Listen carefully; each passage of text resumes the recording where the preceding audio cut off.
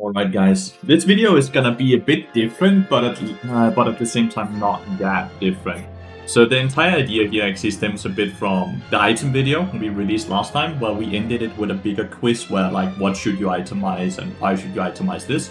And a few of you requested that or said that you really loved the format, and it actually got us thinking, how could we develop or add on top of this format we have already done here. The conclusion we came to is that we want to do a video where it's kinda a coaching video, but not really a coaching video, because it's of course not specifically catered to every single one of you, but it's more so a macro decision video, which means throughout this game, around 1150 LP Challenger in EOS, we had a 15-minute banger with a lot of different decisions. We want to set it up in a way where we enter a play, we ask a question, there would be a few different options, and then you have to guess which option is the right one, and then we talk about the right decision afterwards, why that is the right decision. And then besides that, I'll kind of just review the game how I would normally review a game if I was coaching a person, but there will be these macro questions throughout the entire video that hopefully will help you all kind of get into the same thought process a challenger support will have. I'm not saying this is 100% gonna be correct or anything, but hopefully it can help a lot of you guys.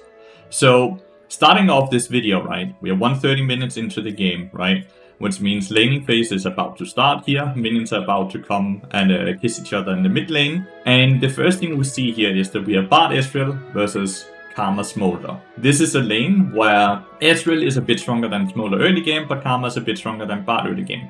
We also see our Ezreal has TP, versus Smolder's Barrier, which means they have a bit more defensibility, right? Which means overall in the 2v2, they should be stronger. So when we enter this lane, this first thing we have to do is what? Do we just instantly enter the brush? Do we wait for Karma to use an ability before we try to take control of anything? Or do we just stay on a straight line with Ezreal and we just kind of try to let him farm as much as possible? So the first thing we see here is that Karma now has used her empowered Q. This instantly means that we can just take control of the brush. Her ult cooldown is now down, her Q cooldown is down for a tiny bit. So the first thing we are gonna do here is that we're gonna directly go into a brush. Once again, Q's cooldown is down, and we can start taking a bit more control. This allows Ezreal to have a bit more control over the lane, which allows him to farm a bit easier, right? From here on out, our objective is that whenever Karma uses her ability, that's when we have a trade pattern. We do not trade unless her Q cooldown is down. If we trade when her Q cooldown is up, she's likely to win the trade. So we want to kind of play this lane like it's a turn-based game. The 2v2 is often feels like a turn-based game, which means they get a turn, then we get a turn. If we waste an ability, it's like we're skipping our own turn. So you can see here, we dodge the Q, which is really good, so we win the trade. And then we move up here, and we try to slowly kind of push them a bit back. So here you see that we waste our own Q, which means our turn has now been wasted, and we have to be a bit more chill. You see me falling back, and we just hit the minion wave. Now we get level 2 first, so we can get up in this boss in full control. Waste Q again, which means we fall back a bit. And this is kind of how it continuously works. So now a fun decision comes up here, where I'm gonna be very honest. Maybe not entirely yet. Good trade here. Alright, so this is the macro decision right here, right? With all the information we have so far, is this a good decision? Will this be a good fight? It is starting off of the fact that we got a good trade on Smolder right before, while we got to chunk him out a bit. Now, so we start a 2v2 this way. Ezreal will have a bit of a hard time following up because there's red minions in the way, so he can't just Q, which means he has to invest his E to enter here, right? So my question to you guys, is this a good call? Will we win this 2v2? How do we win this 2v2? Or is it just a very bad call? As we start the fight here, I'm gonna be very honest from the start here. I had not noticed at this point in the live game, and that is completely on me, that my Ezreal had TP. and not had barrier. With the information that he had TP, I would never have taken this fight, because they have so much more effective HP than we have with both the barrier, the heal, and of course the karma shields as well. With that in mind, you're gonna see that we sadly cannot finish off the smolder, and we are now very overextended, which will make us die. And it is only one person's fault, and that is mine. We honestly played the fight correctly, we hit the stun, we hit the things, but we don't have barrier and Ezreal, so we don't have the effective HP to do this. So coming off of this, right, they have now been able to kill us in a 2v2. Smolder is 2-0 into our team, and that is not very good.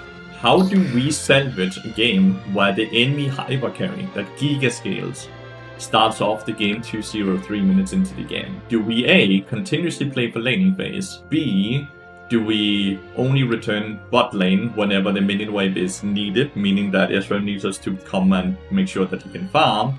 Or C, do we continue, like, completely abandon bot lane, say apologize for the mistake we have made, but now we will have to overforce roams to try to make the enemy team on the opposite side of the map go as far back as Ezreal is? In this game, I opted into decision B, which means I'm basically only bot lane whenever I need experience, or whenever Ezreal kinda needs me to be there so he can get CS. But we would be roaming a lot. But we have not completely abandoned him, but at the same time, roaming now has a way higher, we need to roam a lot more to be able to win this game. And that's exactly what you're gonna see us do over and over and over, especially when you see Karma being out on the map as well. When they have a winning bot lane, they have a 2-0. If we can now force Karma to roam and match all of our roams, it should make it easier for Ezreal and Smolder to just go even in CS, which is always a win for us when they have a 1000 gold lead bot side. At this point here, by the way, when we crash the wave, us staying for this plating is a tiny bit greedy. We shouldn't have done this, and I think we go for a fight on Karma here, which is a big mistake, because Karma still has Splash. And I guess we have not communicated that correctly with Tristana, or Tristana has not noticed it, because she overcommits for Karma, she just flashes away, and then Lathyrus gets back the double buffs and dies, which is really bad, because it also shut down. Then we try to lure them into here, and disaster strikes as Diana does not get to finish off Karma.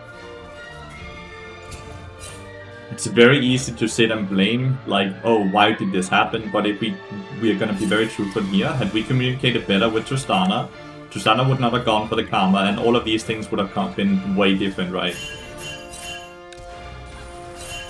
And it just kind of accelerates the game, and you can see we are in a very bad predicament now, right?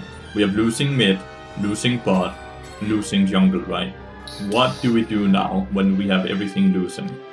Do we just continuously try to force plays the same way we have now, and we hope that even though we are doing the same thing over and over, that it will have a different outcome? Or do we start playing for the last lane that we may be able to change the outcome of?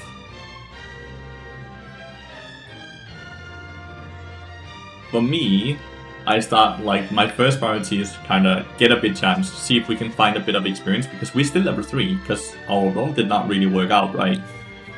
So we are starting to be quite low level, but the entire idea here is that we can't play for bot, we can't play for mid, we can't play for jungle. We can try to play for top lane, because top lane fought earlier, so we know that there's no summoners up there on the Warwick. And we have a position where it's quite easy to punish him through this position here. There's one issue, level 5 to level 6, but we do have Ignite on, which completely counters Warwick. So let's see how we play this. TLDR, we played kind of horribly at first, because we missed the Q here. We basically have a guaranteed stun on the Yorick wall, but we missed the Q, which is really bad. But we do get the ult, we get all of that, which is awesome. And then, I know you guys are playing, we can see everything, so it's easier to understand all decision making. Obviously, we don't have vision in here, but I understand the concept that the only way Warwick lives is if I face stick into him. This is why we have Barge W, which is a bit of a meme ability, but it can be used in a way where we get vision when we enter a brush. So you can see we start W, then we just auto attack Q, And then we actually have him in a very good position. We waste the meep on the shield, but we can just run him down afterwards, right? Well, no, because the Yorick Ghouls comes and heats him up, which was not part of the plan. I'm not entirely sure how Warwick works on that end. But we have him right now in a fairly good position, right? There's no ult, there's no barrier, there's no flash. But we are on a timeout because Lathyrus is moving behind. But we do get here, we get a lot of experience for this kill, and we get to deny Warwick a lot of minions. So now we have set up a win condition suddenly, right? We are no longer in a losing position top lane. So there's a place we can play through, and there's a place that we actually have a stronger member now. And that's awesome. That's exactly what we need to try to bring back a game that is this far behind. This point, if you walked over this ward, so I canceled my own reset, to at least make sure Yorick doesn't end up dying randomly, because if Yorick now dies randomly, that lead is instantly gone. And this is kind of unlucky. We don't get the cage, which means we don't get a free kill on the Fury that did not have flash up yet, which sucks. But we don't get the kill, we just get to reset. Now from base here, we no longer have Ignite. When we don't have Ignite, it means we can't play top lane now. So what is going to be the plan here? We are 7 minutes, 38 seconds into the game, which means Void Drops are spawning in 20 seconds. Dragon is currently up. We are currently being pushed in mid lane and bot lane, and we are all basically returning from base. We have summoners up on Bard and Tristana, flashes, but no ult on Bard, no ult on Diana yet. What do we do from here? Do we just go back bot lane? We gather some experience that we're very far behind in and try to catch up a bit? Do we continuously roam even though we don't have that much tools or any places we can see we play in? Or do we do something completely third where we just start like trying to rotate to places where we may think there will be a fight? In this game, I believe we continuously just try to play around the Diana that will soon have ult up. We don't generally play around the Warwick yet because we don't have Ignite, so it's a lot harder to play around that. So we play around Diana, who will have ult up soon and is the other person with the flash up. Because we don't want to play bot lane. Even though we are the ones who make the mistake bot lane, we don't want to play bot lane at all. So you see here, we have a very clear path, right? Play around the Diana that has the ult and see if we can get some fights going that can benefit us.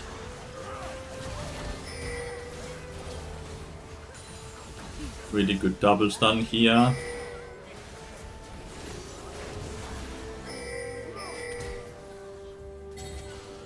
And you can see we actually get a very good team fight that is slowly getting us completely back into the game, right?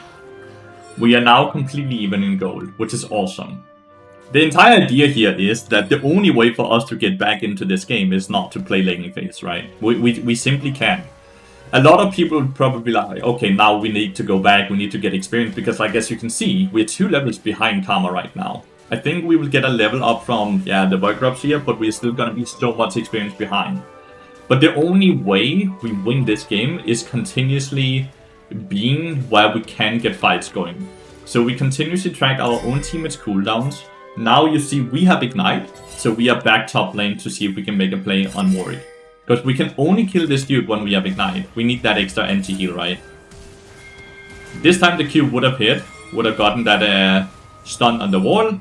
But you see the Ignite is making the difference here. He doesn't get to heal up, and we get to get an easy kill. Just showing the items quickly here that we can see that we don't have any anti-heal on Yorick yet or anything, so we need that Ignite to ever get kills. So this Warwick went from having solo killed the Yorick once to now being 2-3, 45 CS, and now Yorick is 3-1, 72 CS. So we have a clear path in we can win if we just continuously play the way we're playing, right? We also have Deadman's played 10 minutes into the game, which is really good. That's generally when we want to have it, between 10 and 12 minutes. Now, this, I believe, is a small mistake. Because we return to the one place where we have decided we can't really play. Bot side, right? It's really hard to play around bot side because we're playing around the person that we... I want to make that very obvious, right? I am not putting any blame on Ezreal. Ezreal is in a predicament because of a mistake we made. But because we're playing support, we're playing a role that at least can make sure that even though we made a mistake, we can try to make it kind of good again. So we are now in a bit of a fun decision. Like, this is not so much a macro decision, but I think it's gonna be fun to talk about here. This is gonna be a micro decision. It's quite clear what's gonna happen here, right? Tristana's gonna die up here. Warwick is killing this wave because they want to set up a dive. How do we play this fight out the best possible way where we can get a few kills? In my head here, we continuously try to damage down Warwick, then we cower on the turret and we hope for an outplay. What I'm doing here is that I'm thinking, how can I use my ult the best way? And that's a few different ways, right? We continuously fight this person, then we drag ourselves down here, and when they aggro on us, we try to only ult ourselves and hope that the tower can finish someone off. Or we continuously focus the Warwick here, and we try to ult the entire minion wave when they start going on us, so the tower instantly focuses only champions. Let's see what happens here. Because Warwick is quite low, this is awesome, right? So the idea is instantly, okay, they start diving us, let's ult the minion wave. As you can see though, the keen user will see that there's one melee minion that for whatever reason aggroed on top of me instead of the tower, so it's chasing me. So this melee minion that thought it could completely screws our plan. Because he's aggroed on me, because we hit the Warwick for whatever reason, even though we hit Warwick quite far away, right?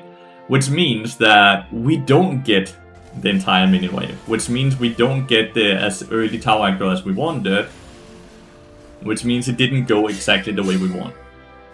But we do have some low HP targets, and hopefully we will get someone like Diana will be able to catch them out. He's continuously recalling on top of vision here for us, which means Diana's continuously gonna sit and cancel his recall. Get a kill here, and then we get Summoners and ult from the Lathyrus. Very good, right? We are back bottoming here because this is where we think the fights are gonna be.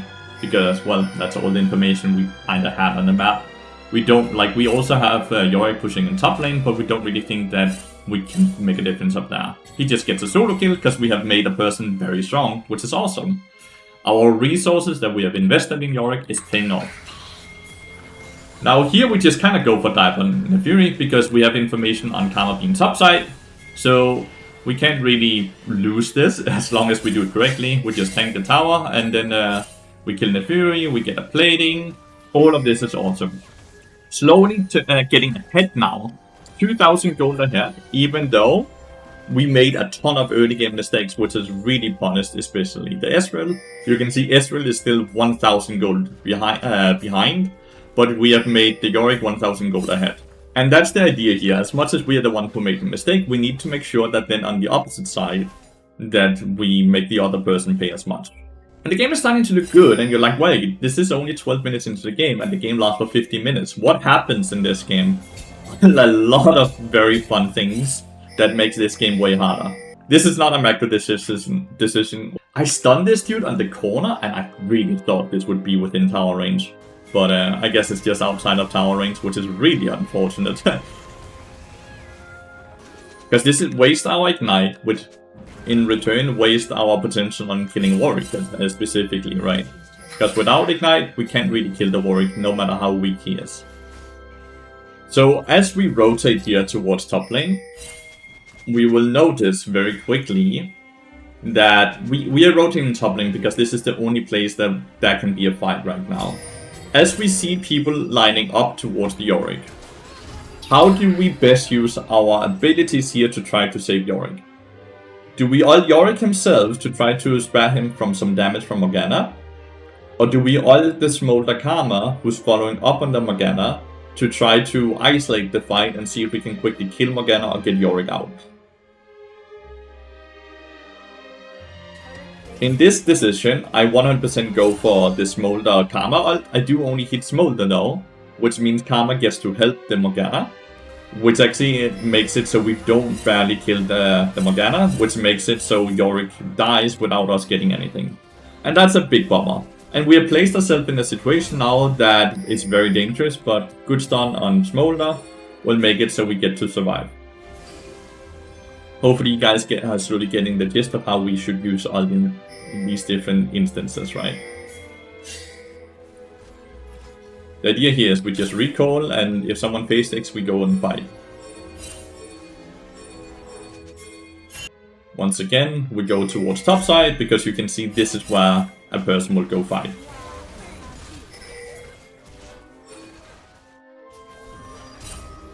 Very nice flash by the Ezreal there. Good.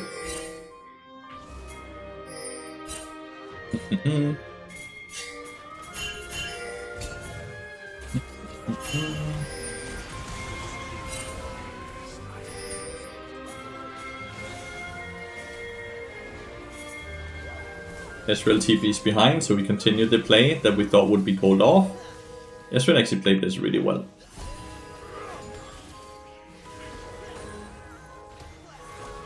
This starts looking like a complete disaster, but Ezreal hits such a good ult here. You guys ready? Bam! Completely saves it, right? Because we are also low. Now the mission is to get Yorick out, so we get the portal here, and then we just hopefully just run away.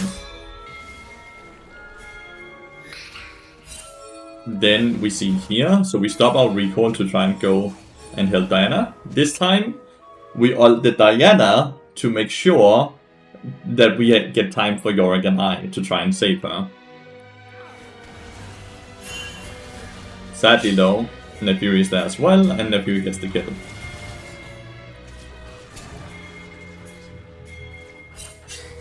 Decide to chase this. This is quite risky, but Tristana's here, so we go for Q-Flash. I joined the kill because I'm a greedy motherfucker. So now all of this happens, right? Dragon got taken by Morgana, and we're gonna recall. We have multiple dead people on the map. We have a tier 2 tower top lane, a tier 1 tower up here, and a tier 1 tower up here.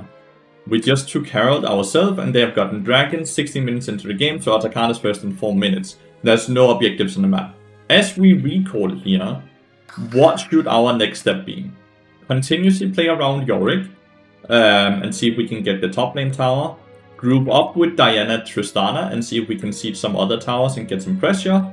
Or just wander around, try to get vision and react to whatever play that might happen on the map. We recall here. And then we run out on the map, but we follow the Diana. Because once again here, right, Yorick has TP, he actually goes bot lane, and we want to play around the Diana, who now has her ult up. Just like the last time, when Diana had ult up, we want to try to play around the things that she may be able to do. And we want to cover our Tristana and our Yorick sieging the 2 towers, because in our head, these are the objectives now. These are the standing gold on the map that we definitely want to be able to collect. So we are here, this tower collects, then we rotate towards mid lane, collecting all the champs we can in the meantime, using W to phase take the brush. And then we just kind of slowly start trying to siege the last tower here.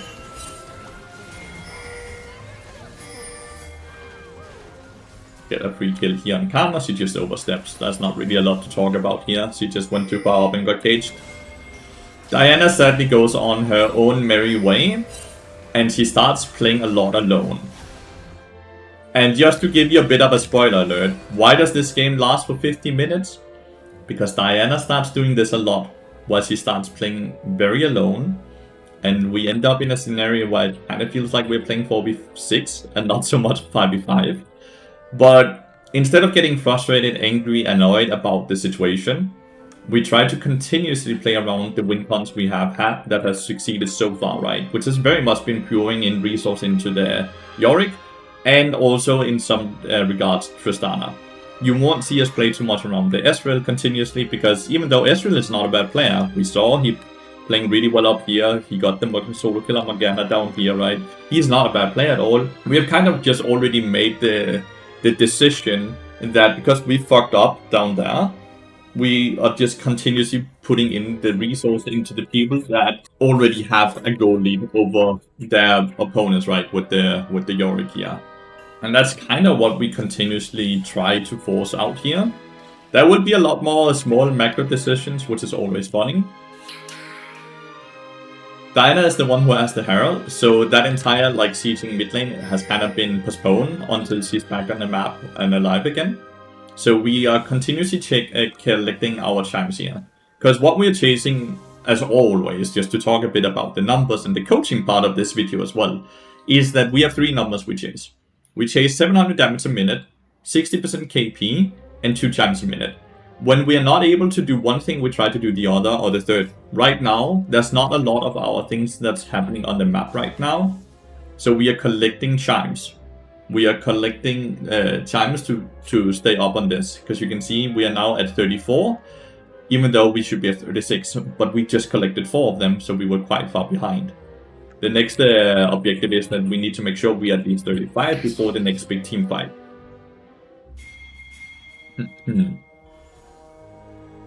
But yeah, this video is not so much about itemization, just wanted to show kind of sometimes where we are. Right now, we are back around against the Warwick here.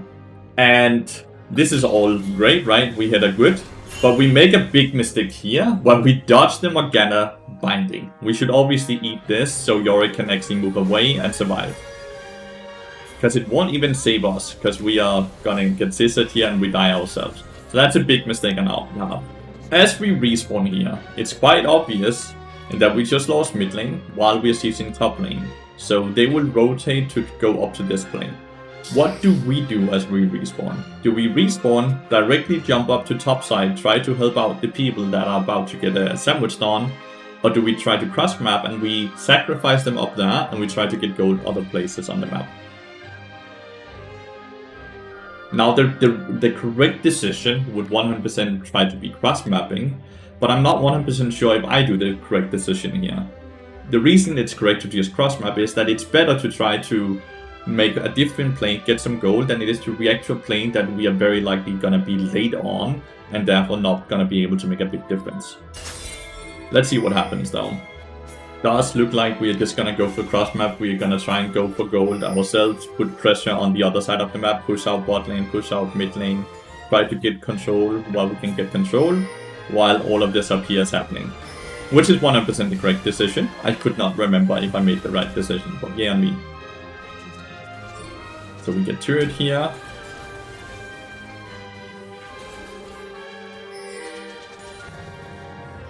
Israel ends up dying for the turret. So, again, not a macro thingy here. The way we are trading through the Smolder here, just to speed it back here, it's a tiny bit funny, because you can see Smolder is basically full HP when this starts, if not full HP. Yeah, Israel does no damage. Our way we trade here, I'm just gonna click me so you can see this.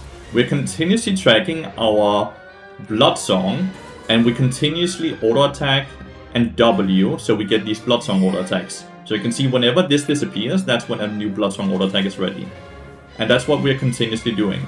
So here in the end, right as we die, you will see us place a portal over here. That looks a bit random, but it's to make sure that we have a Blood Song auto attack, so he actually ends up dying. Obviously, training 1-for-1 with Smolder, is it good, is it bad? We did force the Flash and Barrier, which will set up future kills, but we did also use Flash and Ignite ourselves. And just to show items, we have Deadman's Blade, Serpent's Fang, Merc Threads, versus his nearly 3 items. So the fact that we can basically 1v1 Smolder is insane. Atakan is spawning bot side, so our first objective here will be what? Do we push out lanes, or do we directly go and make sure that we have vision around Atakan and bot side jungle here? If you guessed that we go ward, that's 100% correct. We cannot react to plays like Yorick top lane, because we need to go and get vision on Atakan.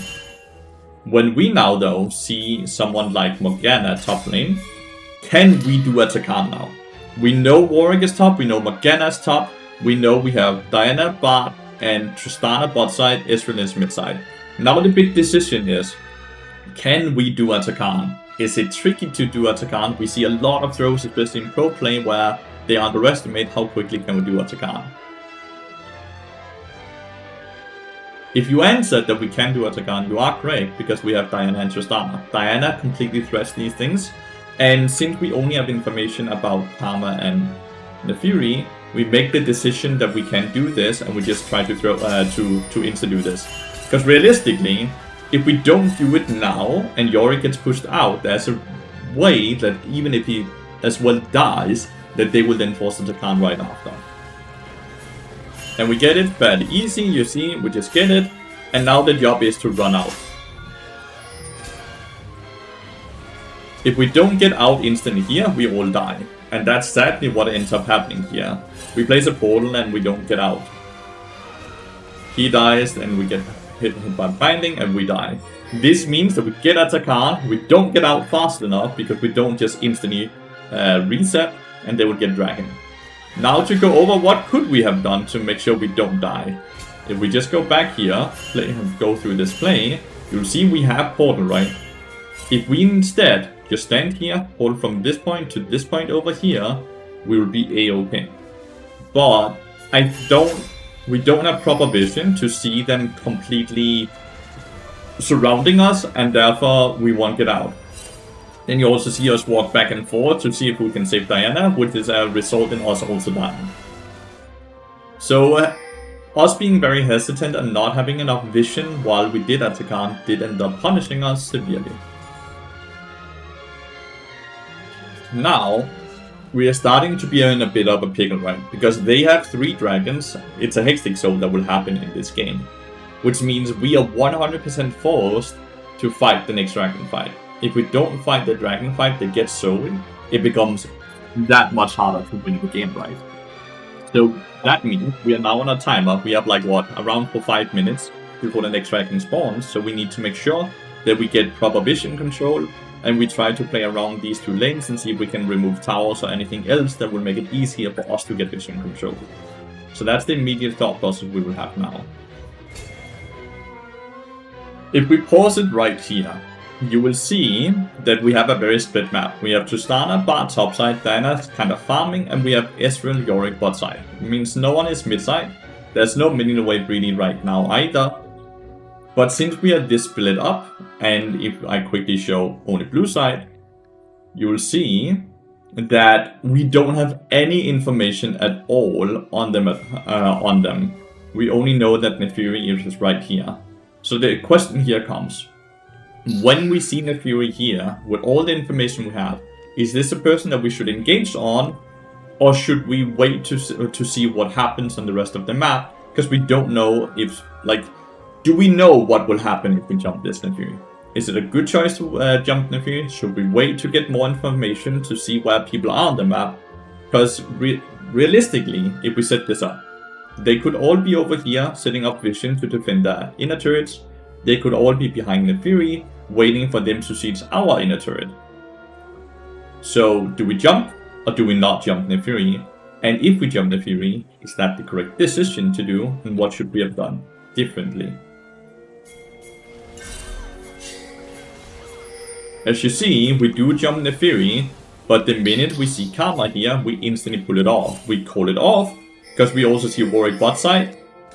And now we are afraid that when only Warwick is there, that we should be afraid. We end up instantly getting punished because multiple people were in fact behind Lathyrus, which means now we have a completely split map. Because we made the same mistake as Warwick made bot lane. No one knows what the other opposition is. So Warwick jumps Ezreal and dies to Ezreal Yorick, and we jump Lathyrus and die to Lathyrus Karma Morgana Smolder. This means that we are losing top lane, we are realistically gonna lose our top lane turret here, and they're gonna lose bot lane turret. This sets me up with the thing that, once again, when we don't see people out on the map, we shouldn't be playing for plays that are so risky, because we don't have any information on what is going on. Instead of trying to kill the turret, they decide to try to kill Tristana here, which, even if this works, it would have been a lot more meaningful to kill the turret, as the turret itself is basically worth 1000 gold, and Tristana is at best worth 450 gold, 300 base gold, 150 assist gold, right? I saw it there. I am running to react to this play, as we kind of talked about a bit earlier. When you run to react to plays that are already happening, you're generally always late, so it's not 100% best. What we probably should have done instead is to cover our mid lane and bot lane that you can both see are getting pushed in, so there's a lot of resources being lost here. You can see Diana ends up dying here, Ezreal ends up dying here. And there's just not really a lot I can do, so we end up losing so much pressure. I make the wrong decision off of reacting to a play that is already happening, and we end up being too late. This means we lose minions both bot and mid lane, which is very bad, right? So we just default back into like, okay, there's nothing to do on the map, so we just collect chimes to try to make sure we are at the curve. You can see 24 minutes should be 48, we're only 45, so we're still a tiny bit behind.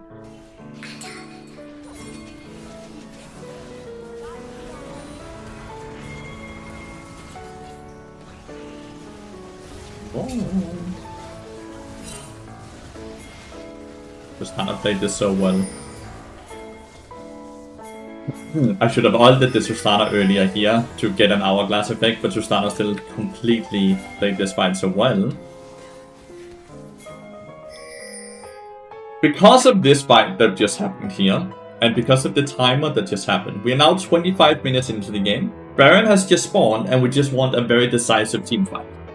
Should we chase the Warwick, or should we instantly run and try to do Baron, even though Morgana's up? And if we do Baron, what is our role as Bard? Do we tank the Baron, so my teammates do as much damage as possible and we can rush it? Or should we try to keep the Morgana away from the pit? So you can see we instantly chase the Warwick here, so now we have him off the board, and then we turn to Baron. He kills the vision ward thingy here, which is really good. And then the next step here is that we need to try to keep the Morgana away. Which is exactly what I try to do. We try to find out where is Morgana, so she cannot steal this thing. But Ezreal kind of ends up taking that role away from me, which in return makes me focus back on the Baron. You see how I'm walking instantly melee, and that's because Baron's case, whoever Baron auto-attacks, will do 50% less damage to Baron, and we don't want that to ever end on Diana, as she's the big damage source right now. So we try to make sure we always melee.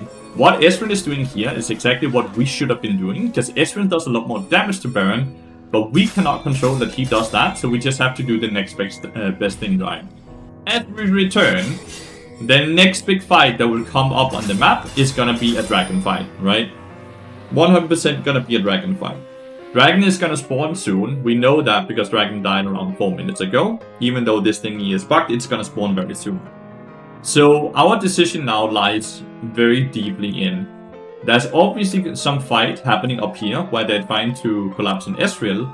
Should we move to try to help Ezreal, or should we move instantly towards Dragon? Set up vision and see if we can rush the Dragon. Let's see what happens here.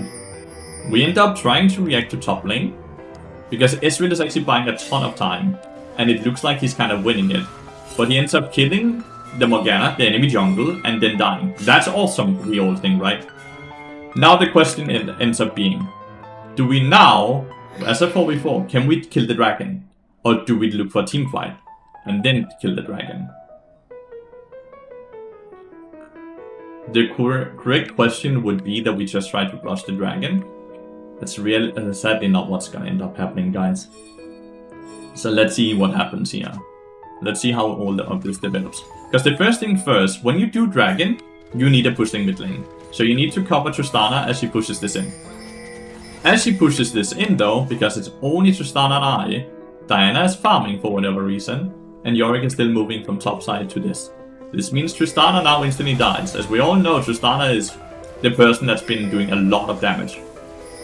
Now we are fighting to get out of this. Dragon is not even on the question board anymore with Tristana dead. Now we have to fight our way out. And this is one of those moments where we can sit and be a bit frustrated, because Lathyrus just used W. And our Diana does not instantly just jump in and murder the Lathyrus. This is a bit of a mistake, but she's very focused on trying to get on top of Smolder and Karma.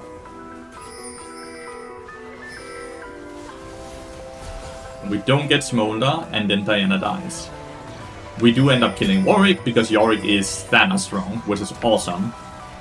And at this point, they're all kind of low, and we think, okay, let's see if we can just continuously buy time for the rest of our team to come. Because we have no jungler. So our job is now, can we either rush the dragon, or do we have to fight here?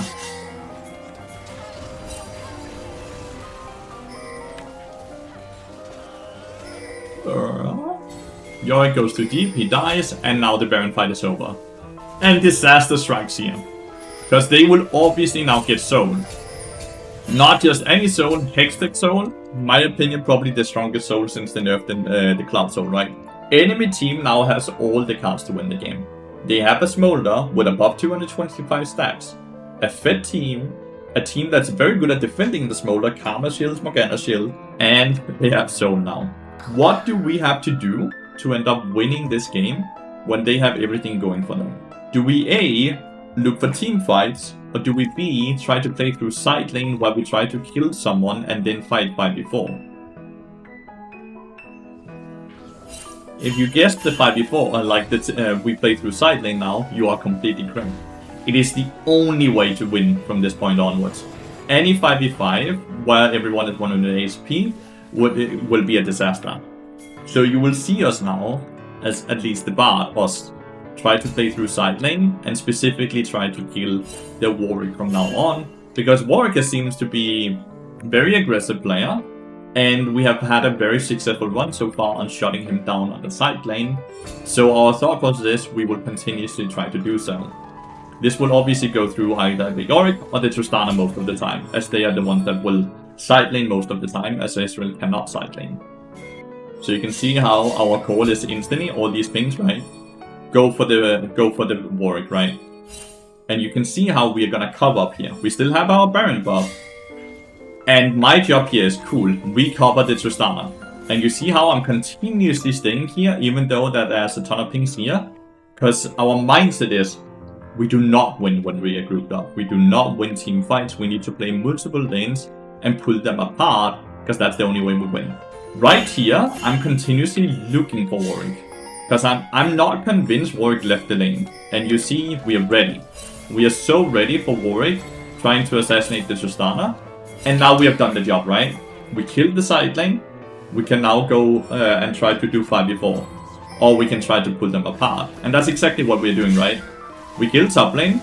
Then we fight bot side. They are now pulled apart. And because they have to react to the siege top side, they also kind of have to react to the fight bot side. But because the bot fight kind of dwindles out, the top siege also kind of dwindles out. Then the call is once again, we're gonna be sneaky. We stay in the brush. We look for a pick because they reset. So they will realistically come from the Hextech gate or from this gate. Disaster though strikes when Tristana just sees Smolder alone and thinks Smolder's alone, which is obviously never gonna be the case here.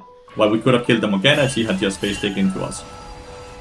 And we both die. This is a big mistake, and it's very likely a communication error on both of our sides. With that in mind, we are now dead for 40 seconds. Enemy team gets to take full control back on the map. They get to push out all the lanes. And we are now back in, on the first thing, right? What was the first thing? See if we can kill one of them on the sideline, and then put pressure that way. Diana is not having a fun time. She will now be 3-11-5. As we return from lane here, from base, from our death, and Diana is now dead, we have a few different choices. We can try to just defend against the siege. They don't really have any minions, as you can see, these ones just died, and our wave only just spawned here, which means their wave has only just spawned. Which means they don't have a mid lane wave, they don't have a bot lane wave, they only have a top lane wave. So, do we just defend, we turtle, or do we try to go on the aggressive and defend an inner tower? Now, if you were like we just defend, you were we fight, you're correct, because Warwick is showing on vision down here, so it's not a 4v5, it's a 4v4. So we will instantly, as we respawn, rotate towards top side here, and get any type of vision on this area here as well. That's our immediate thought process. So you'll see we'll instantly go here, and we actually end up cutting people off. We end up completely face checking, because we have no idea these two are rotating here, but we end up facing into them, which is a strike of insane luck. As much as we get binded and we get murdered, because they're here, they are now completely cut off, and we get a lot of good kills, which completely shuts down the siege, right? And that's great. Ezreal plays this very well again. As I said earlier, right? Ezreal was never a bad player. I'm the one who fucked them over during laning phase. Elder Dragon is gonna spawn very soon. Baron is gonna spawn very soon. So that's our next objective here. Especially now that we eat the Lathyrus ult and ignite without dying. So now the job is just everyone recall, be on the same screen, play objective. So we rush Baron here, just like we have done all the other times. When we can do an objective, we have to instantly rush it. There's no like tiptoeing, anything. There's no dancing on the objective. Rush it, try to get out, and go from there. And that's exactly as you can see. That's the job.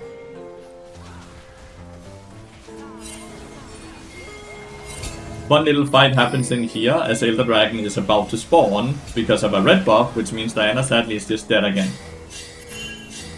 And this is not what we need. The dragon is spawning in 1 minute.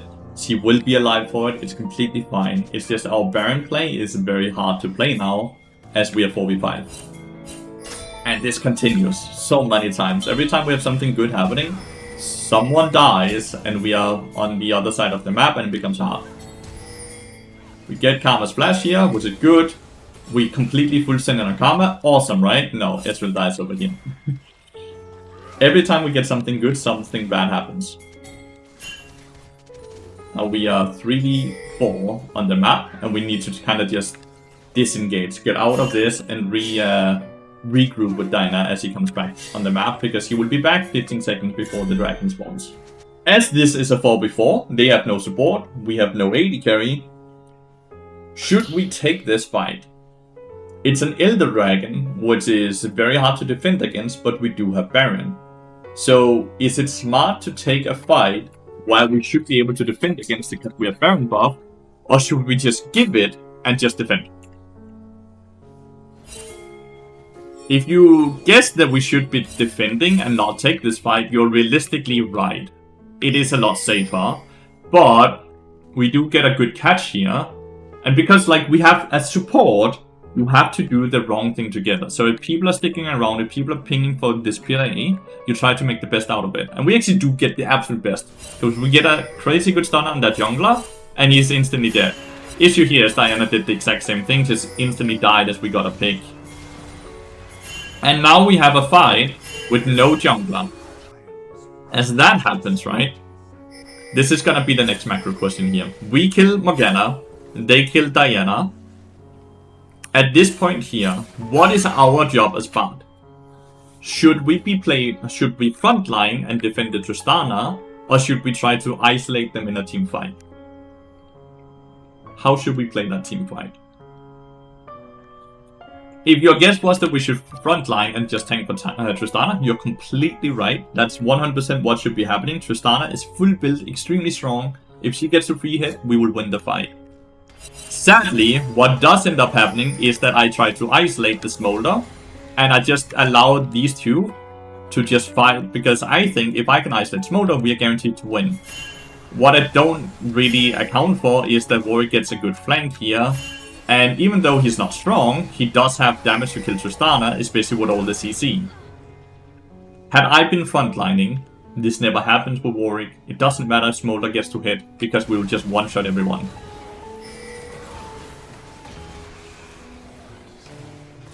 And disaster strikes, right? We are all dead now, and we don't have Baron buff anymore. Ezreal tries to go for Hail Mary steal here. And it is honestly very close. He nearly steals it, and he nearly kills the Fury as well. One good thing we have going for us here is that we have every single lane pushing. That's the rule when there's objective, right? Make sure every lane is pushing. So that means they have to fix the lane states first before they can even siege, which means they have to waste a lot of the Elder Dragon before they can even start doing what they need to do, right? Our job here is to defend. We make a macro decision here. That is that we will wave clear, we will try to defend, and Diana tries to side lane. Do you guys think that is the correct decision, or should we have all just been defending in base 5v5?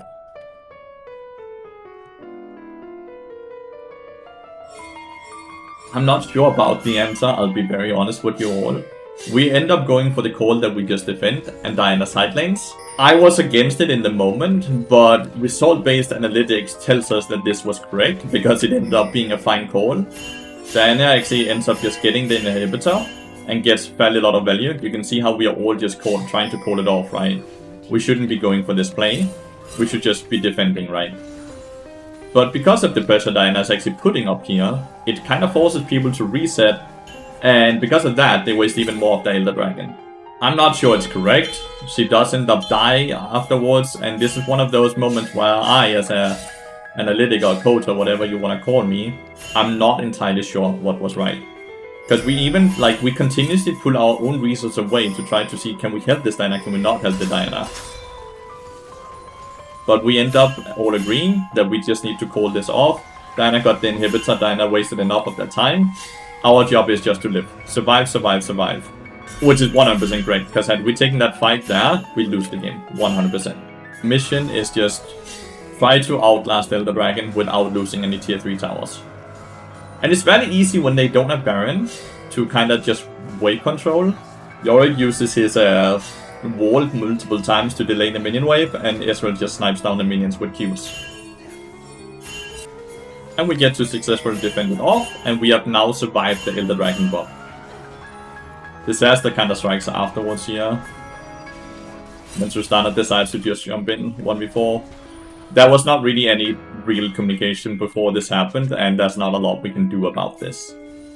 The next objective is gonna be Baron, that will spawn a bit before the Elder Dragon.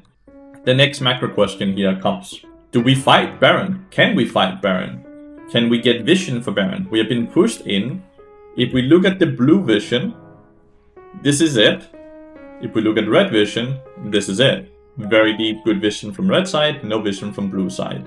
When there's only 30 seconds for the Baron to spawn, it's very hard for us to get vision. So we have a few choices here, right? We have to first push out mid lane. From mid lane, if we push that out, we can then try to rotate into river and get some deep vision.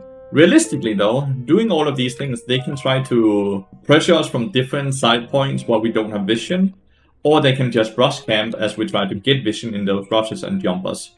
So the question here comes, should we try to play for Baron, or should we just give the Baron? The correct choice, in some ways, would probably just give Baron. It's way too risky, but we do opt into trying to defend Baron, because we are convinced that if they get Baron, we cannot defend our turrets, which will start the end of the game. Because if we lose our turrets, if we lose our inhibitors, we don't have champions with proper wave clear. We won't have chances to ever recover tempo-wise from it, so our reasoning is that we have to fight this Baron. Let's see what ends up happening here. So first thing first, push out mid lane. Always the correct choice, right? We push out mid lane. With that, we try to get vision. You will see how we try to get vision here. First thing first always happens, right? They are brush camping, so we get jumped. We have enough tenacity to get out of the binding before Morgana ult hits by luckily having Elixir of Iron and Merc Threats, so we have double tenacity. This means Morgana's now wasted her ult, and she's kinda isolated, which is awesome. Lathyrus also ults the Ezreal without getting a kill on Lathyrus, that's awesome. Yorick sadly dies though. And I believe Diana sadly dying as well. So now it's just me, Ezreal, Tristana, but luckily Smolder jumps too deep, and Tristana lives with 1 HP.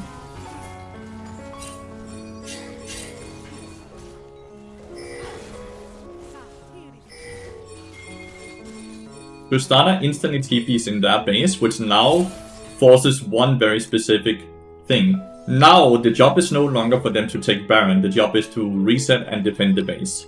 I have one job here, and it's to try to stop their recalls. How do I do that though with a Warwick here? My reasoning, my thought process is, it's around here that they're recalling. We don't have vision at all, I'll see blue vision. But you can see that there are some pings going off, and I go off of those pings. So we Hail Mary an ult that barely misses both of them, which is horrible, because if these two get hit, Tristana likely just ends the game, even though there's a Morgana. Randuin slow will luckily get Warwick kill, because tower difference, and we nearly get this, look how close. Oof. But we do have a bit of a tempo advantage now, right? Because we have Warwick dead, Smolder dead, Diana Yorick is up here in 10 seconds. And we did not lose an inhibitor, which was the most important. So now we go back on the map, and the job is to try to defend Baron. Defend the Baron, defend the Baron, just like last time, right? Because we are still convinced if they get Baron, we lose the game. So we get Vision, and after Vision, we just kind of try to insta-force it again. Like, you know the name of the game, right? We just have to full send it every time. We have to believe that we can one-shot this thing. So macro question here from you guys, or decision-making question for you guys. When we start the Baron here, is the correct choice for us now to hit the Baron, tank the Baron, or defend the Baron for the enemy team sieging in? When we have the TP in, and we have all of these people coming in, we should have enough damage 40 minutes into the game, so the correct choice is 100% to defend the Baron, which is exactly what you see me do. I place myself in a position where if they come in this way, I can stun on this wall. If they come in this way, I can buy some time, auto-attack them, eat some abilities, and then portal out on this wall. And that's exactly what you see me do. I don't instantly just run away as Morgana comes, so she can just enter. I kind of challenge her and delay her. Once again, because we have the CC pod, the Morgana binding doesn't last for long enough. We do get the Baron, and now the next objective is get out, get out, get out. Kinda every man for themselves, right? Just get out. After we get out, our next job is that Elder Dragon is spawning in 10 seconds, so we have to instantly run to Dragon. Diana is dead now, so we are not doing Elder Dragon ourselves, we have to try to defend the Elder Dragon. Diana's score is now 3, 16, and 5. Still 8 KP, 16 deaths. Justana tries to start the Elder Dragon here. I can't understand the thought process here. Our job then comes to like, okay, defend, defend, defend against the Morgana, right? And now we just need this Baron, like the Dragon kind of to reset. But we can't get it to reset. Spoiler alert, Ezreal is a hero here. Look at the ult. Boom, 1400 damage from the Ezreal. No way for Morgana to smite it. We get Elder Dragon. A hero has been made. We now have Baron. We have Elder Dragon.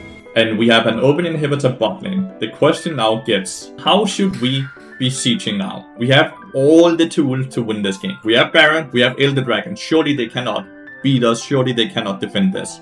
Do we go 5-man mid lane, ARAM style, or do we play it a bit smarter and we go 4-1 sending Yorick or Diana on a side lane and splitting them up? If you said that we should be splitting up, you're 100% correct. It's what has been working for us so far, playing in different directions, splitting them up. Because if they're 5, we don't win. If we are 5, we don't win. But if we can split them up, we get to put multiple pressure points on them, and we get to win the game. Sad story here is that we do go with the good old NA ARAM, and it's very much our own fault, because if you look at the pings, we don't really end up communicating that much what should be happening. We just kind of go with the flow, and the flow just ends up not doing anything. Like, because we cannot get past the delay of like the minion clear. Like Smolder and Morgana just one-shots the minion waves together, and we can never really get a proper siege. Starter gets kind of chunked, but he also heals a ton, as you can see. So all of that is fine. But we'll try to get continuously heal up. We're gonna ward off for flanks here, so we have a way to siege, but you can see this wave never gets close to the tower. There's nothing we can do. And we don't have pushing side lanes. Not in top, not in bot. So the worst decision macro-wise that has ever happened wastes both Baron and Elder Dragon, and we don't get to win the game. And this is completely on us. There's no pings, no call from me, no communication of what should be happening. Eat the Warwick ult, that's completely fine. And now we have to back off, because we are, well, I'm low, Diana low, Yorick is starting to be a bit low as well. So we have completely wasted it all now. We return from base, we go topside to try to defend our camps up here, and actually, like, straight up just push the minion wave that we want to push up here, right? This is not really a macro question at all, this is just gonna be a fun little showcase of how OP bot is with Elder Dragon. We obviously don't really have damage items, right? Well, I guess we have Serpent's Fang, that's a damage item. Then we have Deadman's Blade, Kaenic Rukon, Randuin's, Chain Laced Crushers, Magic Resist Merc Threats, and Blood Song. We're level 18 with red buff and Elder Dragon. And we are against a Warwick, which nearly has full build as well. Look at the damage, guys. There's not, like, no learning point here. Just look at the damage. He's basically stunned by every auto attack because he slows so much and there's nothing he can do. So he just gets run down. But our first thought is, great, let's go back mid lane, which once again will never work. We should have instead have been pushing the side lane. But now it all falls back to just buying time, getting vision, wait for Baron, wait for Elder Dragon once again. And that's a bang of a game, right? When both teams are basically so bad macro-wise that we continuously make the wrong decision, that continuously delays the game's end. Baron is gonna be close to spawning, so job is to push out this lane and then rotate into river. We are now at chime number 89. We are soon hitting the Giga slow spike, which is 75% slow on our auto attacks. I believe that's at 90 or 95.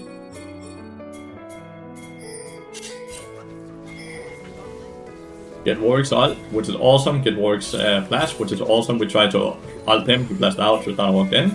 And here's the macro question. Because they just killed Yorick bot side. We did not end up killing Warwick here. Macro question is, do we continuously push through mid lane and kind of start a base race, or do we reset and try to defend against them? The great choice is to base race them. There's no other real option here. We have Tristana and Ezreal. We push towers incredibly fast. We send Diana to go back resetting. They're kind of like understanding that maybe we shouldn't base race ourselves, and they start having multiple people resetting as well. But we finally get a crack on the base because of this. So even though Yorick died, because he split up them, we can actually win off of it. And this is why we learn that A-ramming is not a good choice, and having one person on side will always be the way for us to win. We should have learned this a lot earlier with all the Yorick shit as well, but better late than never, right? Diana said he just jumps in and dies again. For whatever reason, Diana just continuously does this, right? She could just have wave cleared, but she jumps in and dies. So now she has 3 kills, 17 deaths, and still 5 assists. The keen eye will see that she has not gotten any KP for like nearly 20 minutes now. Let's go back. Meanwhile, they are on the objective of Diana died, so now they are like, just cancel that reset, we can end the game this way. Our job right here as Bard is we go in, we are the tank, get Ezreal, get Tristana to reset so they can save the game, right? We actually managed to kill the Morgana, we managed to portal out, and we buy a lot of time. Sadly, Warwick is hungry for blood, and so is Lathyrus, and they flash and they get me in the end. But Tristana manages to kill Smolder, and they get our turret, and the game has now been saved. But we have learned some valuable things, which is Yorick on side will win us this game. Elder Dragon is up, Baron is up. Both objectives are now up. Elder Dragon is obviously way better to get or try to deny compared to Baron. I'm completely on the sideline here. I'm dead for another 20 seconds, and this is very stressful to watch because we split up. But Ezreal flashes and survives, and Tristana gets to pummeling the Warwick. Yorick lives with 1 HP. Oof. Takes 6 0, nearly finishes. Diana's back on the map, and we rush the Elder Dragon. With the Elder Dragon, we just have to go Baron, and then once again we have Elder Dragon and we have Baron. Question to you all macro-wise. Why do we go for Baron here instead of try to siege mid lane when we already have an open inhibitor? Is it A, because we cannot actually siege because they will just one-shot the minion wave, or is it B, even if we could siege well Elder Dragon, if it goes wrong, leaving Baron up for enemy taking would be a very bad mistake. For me, I don't think we can siege, but I also believe that we should always deny objectives before we go for any aggressive plays. And that's exactly why we do this. We are starting to go on the end here, and you see how we have now sent Yorick on the side lane. We have now discussed it in the chat that we should play through side lane, which is exactly what we end up doing here. We have side lane pressure down here, We cover Yorick for a tiny bit while Ezreal and Tristana gets back on the map. And then we start grouping up with the Ezreal and Tristana. After we ourselves push out mid lane, Diana will do that here. And then we start grouping up here. You'll see I'm kind of collecting a bit of diamonds while we're just pushing out mini waves because I don't believe I'm needed for that. And I believe getting a few more chimes will have a higher impact. You see, we play side. And then Diana pushes out mid lane. Diana then gets called down to bot lane as well.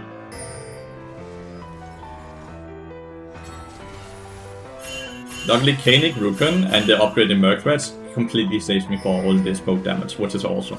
Good itemization here. Get the inhibitor, and then we can rotate towards top lane inhibitor as well now. As we get top lane inhibitor, and we have 3 inhibitors, Baron and Elder, there should not be anything that can end our siege now. We finally figured out the recipe, 50 minutes into the game, send Yorick to side, and we can win the game. There are no longer any macro decisions here, there's just pure brute forcing. What is exactly what we do. At this point, Smolder's used E. I know, if Smolder dies, we cannot lose. So I just full send it on Smolder myself here. I don't care about my HP bar, it's just about tanking this shit. Which is exactly what we did. And we end up winning the game. If you enjoyed this format, if you learned something about like this, please let us know in the comment field. If you have any questions, if you have any feedback. And besides that, thank you so much for watching. I really appreciate it. We will make sure to answer everything we can. And this is the first time we do this, so if you do like it, of course we will get slowly better and better at doing this format. Because it's the first time, I'm not entirely sure how to go about this. Maybe like none of us really are. So thank you so much for watching.